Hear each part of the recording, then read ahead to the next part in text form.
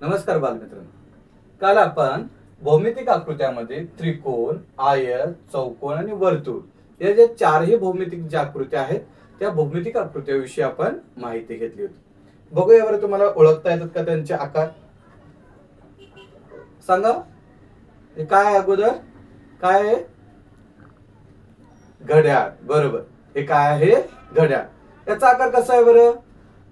बरोबर, वर्तुळाकार म्हणजे गोल आहे. खूप छान. माझ्या हातामध्ये हे काय आहे? बरोबर, रजिस्टर आहे.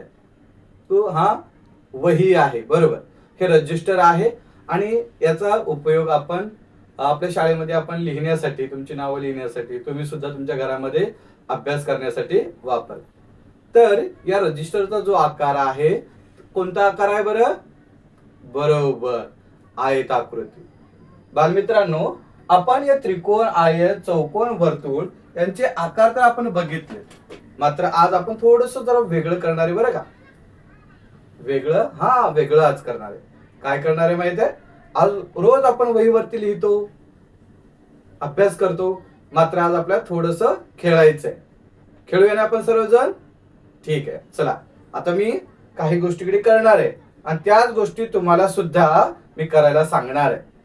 ठीक आहे, बघा मी आता काय करतोय.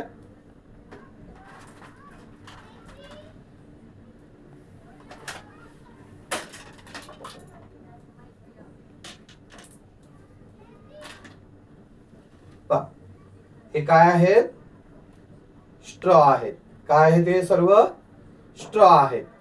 याचा उपयोग तुम्ही कुठे करता? बरोबर, अरे वा, खूप छान. म्हणजे आपण ज्यूस पिण्यासाठी, लस्सी जेव्हा आपण पित असतो त्यावेळेस या स्ट्रॉचा उपयोग करतो.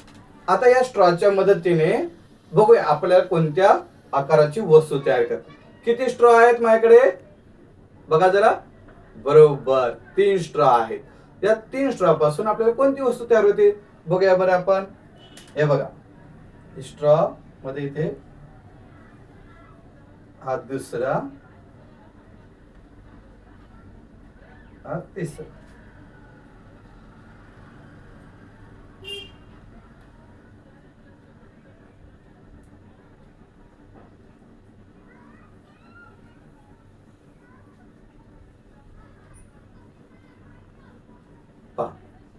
कोणता आकार तयार झाला? अरे वा, बरोबर, त्रिकोणाचा आकार तयार.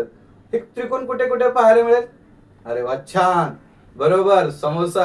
हा आवडतो वाटतो रोज खायला. हा समोसा सारखा